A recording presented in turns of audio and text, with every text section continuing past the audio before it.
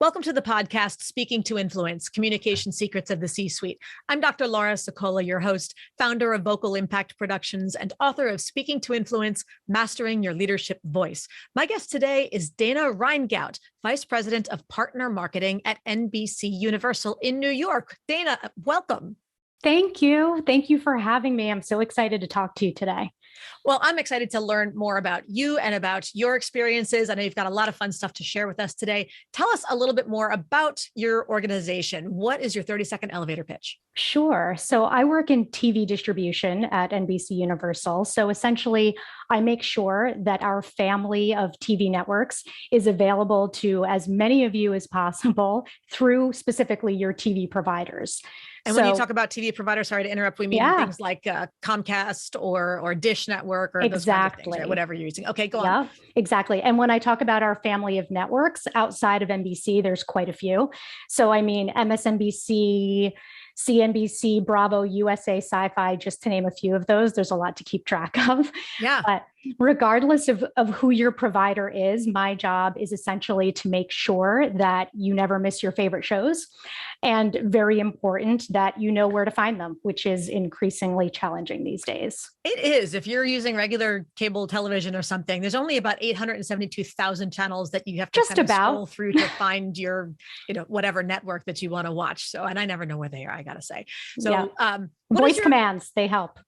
I keep forgetting that that's a feature on the remote, the universal remotes that are not universal, and you still need 4 of them to turn on my television. Can you fix that? I will work on that. I appreciate that. Let's take that up the chain for me. Perfect. I appreciate it. So, in doing all this, what's your favorite part of your job and why? I would say my favorite part of my job is leading a small team of women. That's not by design. They just happen to be women, but I lead a team of 7 plus a rotating list of pages and interns who are all equally fantastic. But I work for a large company. That's the truth of it. And, I'm really, really inspired by creating a mini culture for my team so that they feel like they're a part of something smaller and close-knit. I love their passion, their eagerness, their appreciation for being assigned challenging work. And I really want to foster that and make them feel like they're a part of a little mini culture. I love it. A little mini culture in the macro culture. Yes. Now, what's one of the big issues of the day for you? And how do you have to adjust your approach when you're talking to different key stakeholder groups about it? Oh my gosh, this is such a loaded question for the media industry specifically. I mean, you just touched on it with the launch of so many streaming partners, in addition to those 800 channels that you already have. There's so much choice for consumers on what they watch and where they watch it. And NBC Universal now has our own answer to that too. I mean, we launched Peacock, our streaming service, a few years ago, and it was really just a necessary evolution in how we offer content direct to consumers. When you talk about the streaming services, you mean that this Peacock is NBC Universal's answer to Netflix or Amazon Prime or something like that? Yes, original content, movies. Yes, exactly. Okay. Mm-hmm. So, with the launch of any new product or strategy, especially with a large company, there's bound to be growing pains. We need to figure out the best way to offer this content direct to consumers while not cannibalizing our existing services, which certainly touches on my role within the company. So, it's important for me and my team to present a unified front to our partners, because Peacock has a partner marketing team too. And we want our partners to promote that original content on Peacock, but also the content on our traditional, TV networks. So our approach really is to be collaborative and to be proactive about that, to make sure that the Peacock team knows that we've been around for a little while. We understand what our partners need and what they want. And we have marketing resources and processes in place that could really help them get through to those clients. So if I'm hearing correctly, I think a lot of the people out there are starting to ask questions like, do I really need cable? Do I really need TV? Or should I just have my Roku and a whole bunch of streaming services and just get what I want on demand? Mm-hmm. And the argument is that we don't want it to be an either or, we want it to be a both and. Is that correct? So yes. How to convince them that we want everybody to know that it's a both and, the consumers as well as the partners, as well as everybody else.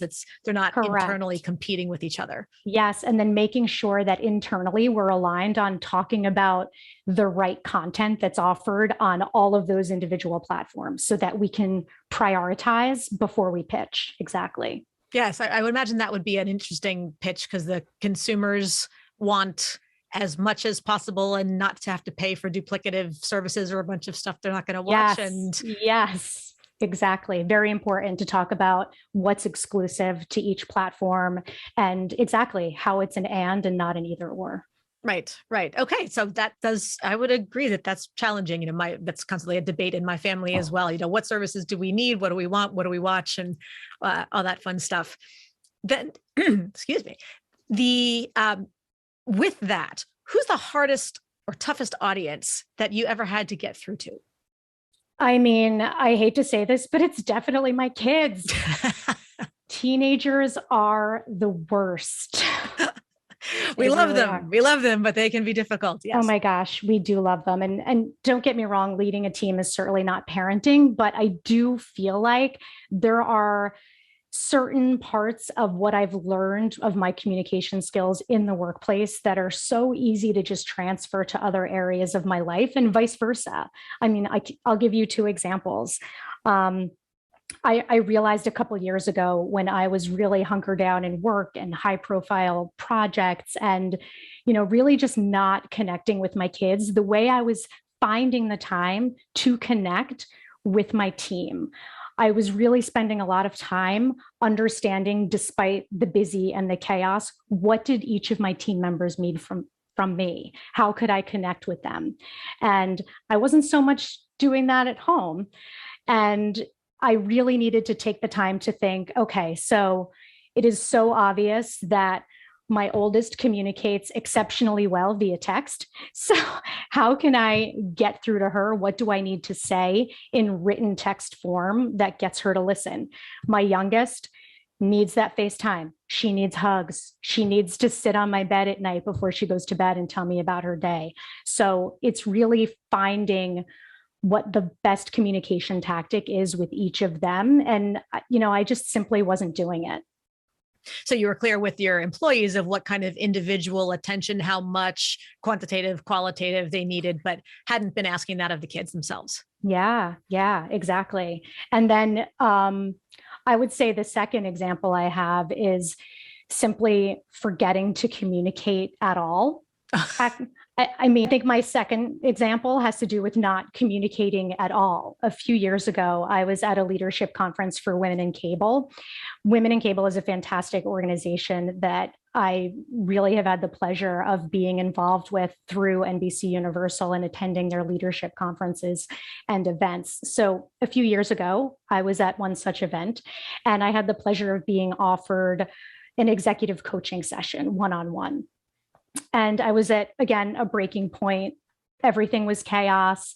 I had high profile projects, and I was compensating by showing up at home and running everything. I didn't need to just show up at the PTA events and show up at school. I needed to run everything. I needed to run every event. And it just wasn't working for me. And the coach at one point interrupted me and said, "Did you ever ask your children or your husband if they wanted you to run these things?" And it was a real watershed moment for me. I for sure hadn't. And, I realized that I was so heads down and I was doing what I thought they needed from me. And I wasn't involving them as stakeholders in where I was spending my time. And, I started to get real about involving them and having family meetings and even going so far as to text them agendas ahead of time to decide how we would all spend our time.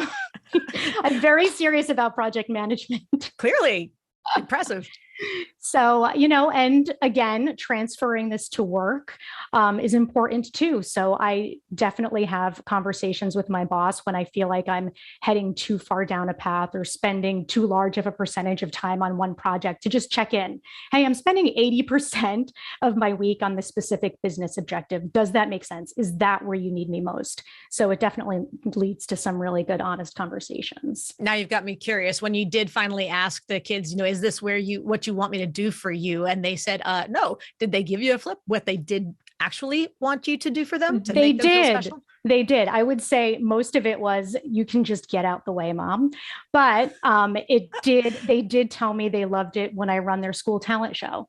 So, that's something I'll stick with and I'll make time for, because that's where it matters, where I'm present. And I'll step back in other areas. So not the PTA meetings, not the bake sales, but yes, the talent show. Yes, exactly. Prioritizing. Mm-hmm. It's funny. That reminds me a lot. If you're familiar with the book, and I can't think of the author off the top of my head, but we'll find it and put it in the show notes, of the 5 love languages. Have you heard of that? Yeah.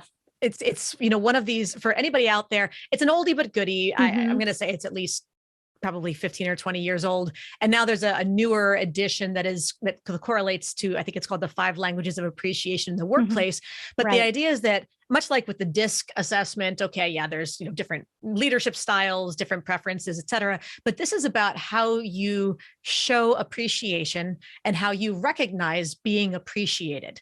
And I think the 5 different categories are, let me see if I can rattle them off here. But one is words of affirmation. So being thanked orally, or, and I love mm-hmm. you, or, whatever's appropriate for your home or work environment. Getting, acknowledgement or accolades of some sort. Number 2 is actually physical gifts, tangible, purchased mm-hmm. objects of some sort. The number 3 is quality time spent together. Number 4, at least for the 5 love languages, is this is physical touch, just things non-sexual, just the, holding hands or something along those things together on the couch. And then the 5th is acts of service. So do you do things for other people? Do you help them mm-hmm. move? Do you give them advice? Do you take them on an errand someplace? Whatever that thing that you're doing for them, going out of your way. And it sounds like you are wired a little bit like I am, perhaps, that number 5 is your natural gravitation. It certainly is one of mine, where I will bend over backwards for you. You need help, I'm going to see it through with you from start to finish. I'll do all sorts of stuff behind the scenes for you to just make your life easier. And sometimes we have to remember to put some limits and boundaries on that. But if you're doing that, you're running the bake sale, you're running the PTA meetings, you're running all these shows for the kids, and they're not appreciative of it, then it's like, maybe that's not the language they wanted. And what I would be curious, if you were to think about your kids now, what would be each of their primary love languages? I feel like my youngest, it's still that contact. If we're not snuggling at night, she's not having the best day if I'm not giving her that attention. Let's see, for my middle, I would say it's accolades. I mean, I need words of affirmation. Yes, I need to tell her she's doing a good job. I need to recognize her. Oh gosh, this is I feel quiz. Like, I put you on the spot. For my oldest, this is so. I think it's gifts. And it might be, and that's fine. There's no. It's the whole point is that when maybe they're doing those things for you mm-hmm. and you may not necessarily recognize or value it as highly as they value giving it. Right. You don't recognize it as having the depth of meaning that they intend, which then makes them not feel like you appreciate them. So learning to speak and recognize and listen in each other's languages. And then of course you'd have to figure out what the appropriate adaptation of that would be for your team at work. But yes. I love that. I didn't think about it that way. So, and again, there's those 2 books, one for personal, one for professional relationships. So check them out. We'll put those links in the show notes for that. But all right. So this brings us then to a different kind of a gift, a challenge. And Dana, this is our listener 24-hour influence challenge. It's an opportunity for you to speak directly to our audience and challenge them to take one step that they can complete within 24 hours to have more influence. How would you like to challenge our listeners today? Okay, well, I think it'll be pretty obvious from what we just talked about, the connection with this challenge, but here it is. I would challenge your listeners to take just a few minutes, maybe over your morning coffee, and consider one skill at work that you really excel at. What is your superhero power at the office? And everyone knows it, but does that skill show up in other areas of your life, with your family, with your friends, with other organizations that you're a part of? If it doesn't, why not? And how might you start to implement that? Interesting. Okay. So identifying what one of your greatest strengths is at work and seeing whether or not you're also applying it at home with friends or community or someplace else. Mhm. So what do you think is yours? I mean, it's got to be project management. Okay.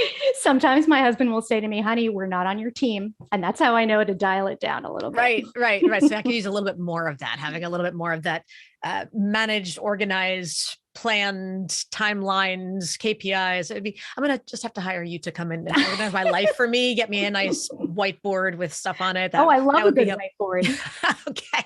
We'll meet for coffee, whiteboard session next week. Awesome.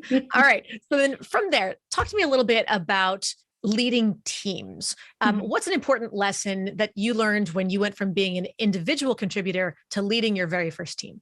Sure. Well, this is a lesson that I actually wish I had learned a long time ago, but it's something that I've been working on for probably the last 5 years or so. Okay.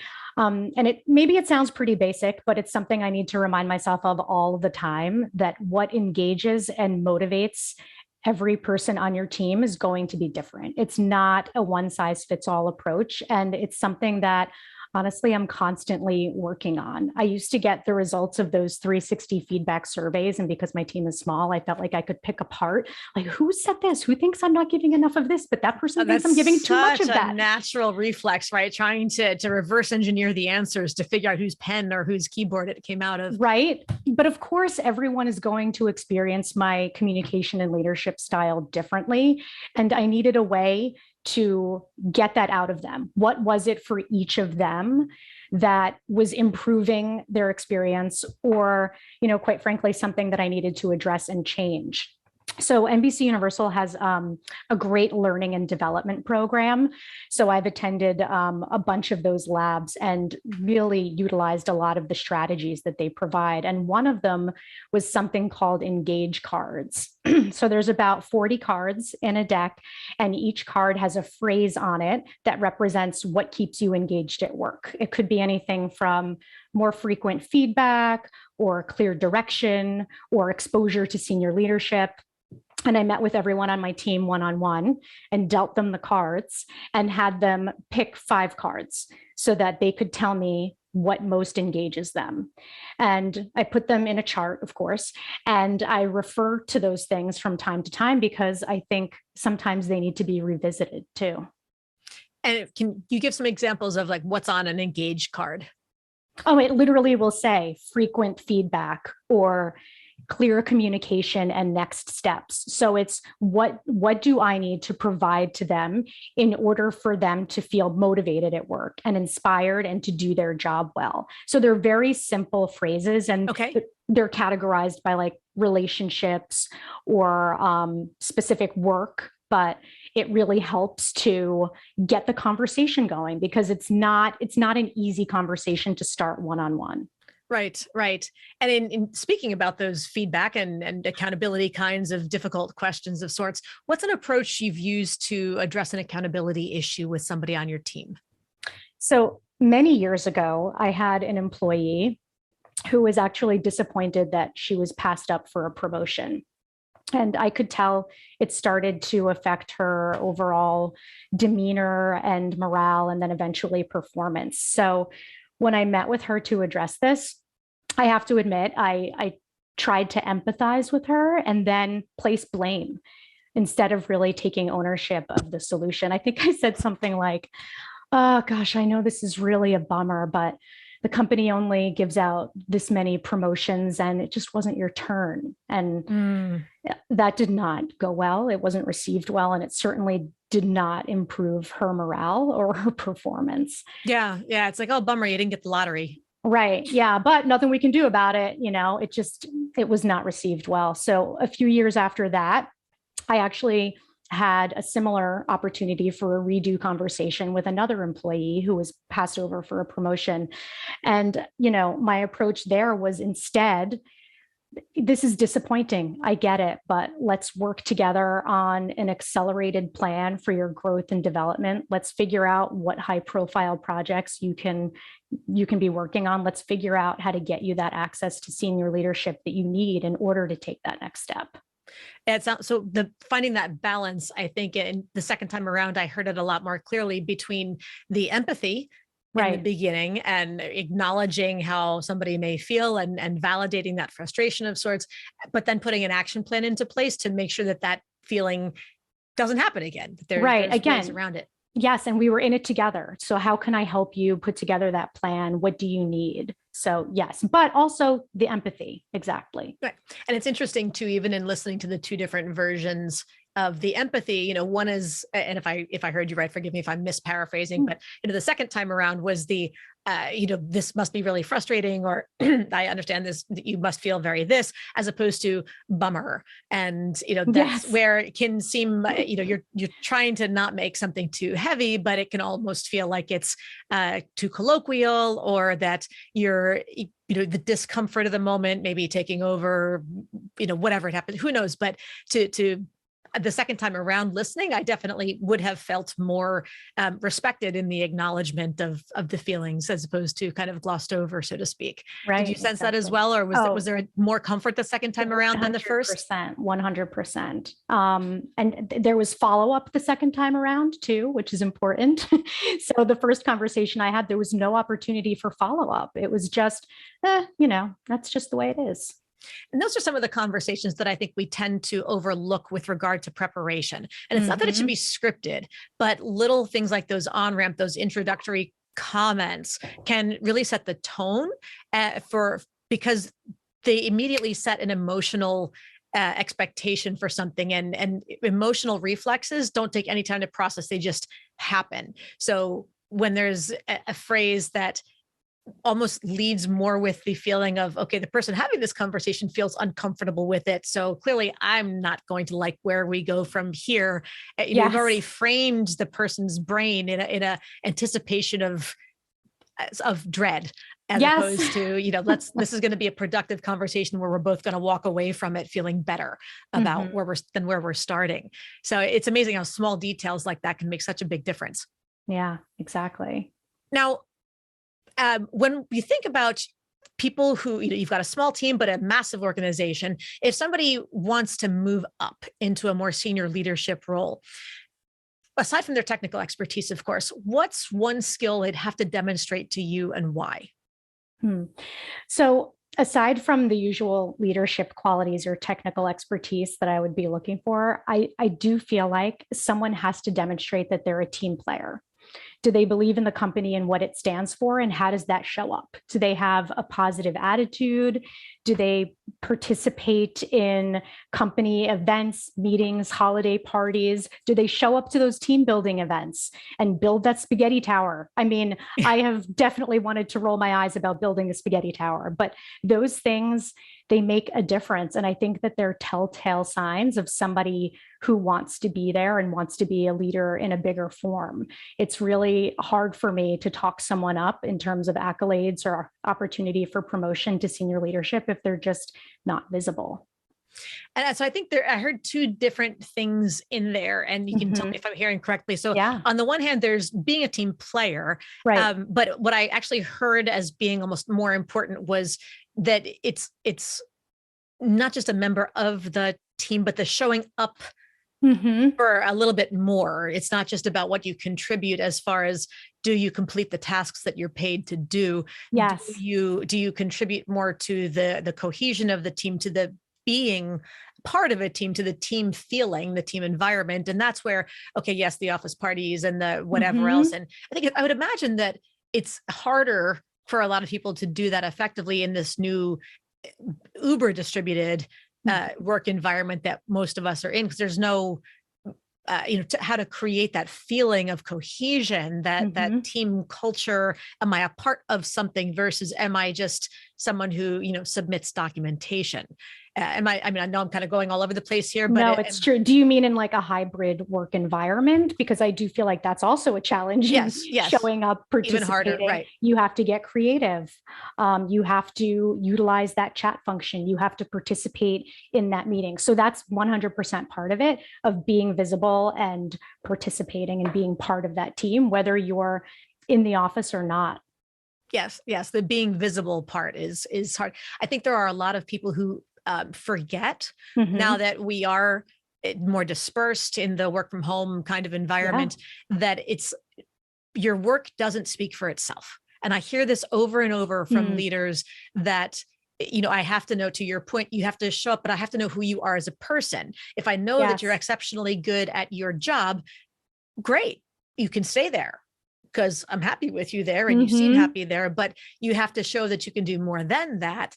And how do you lead teams? How do you set the tone? How do you help promote a culture and unify people? What do you do to contribute to that aspect of being a team if you're going to be the leader of the team? And that's people can tend to forget when you're lost in your silo of the four walls of your home office, where you maybe don't leave your house for several days at a time, as I know I certainly have experienced way too often in the last couple of years. Yes. No, but that's absolutely part of it. And that's the easiest way to be visible, show up, participate. No, that's absolutely right. So just remembering to sometimes it may not be your natural preference, but you got to remember to go the extra mile, let people know who you are and how they connect with you, not just what you're capable of doing. That's a absolutely dangerous item to fall by the wayside. And that actually leads really well to my next question, which is that, as Peter Drucker famously said, culture eats strategy for breakfast. So what's a communication pattern that you've experienced on a team that's had a really big cultural impact on that team, positive or negative? What comes to mind for me is really when a company understands the need to address what's going on in the world with their employees. It's allowing the space and time to have those conversations about things like diversity and inclusion.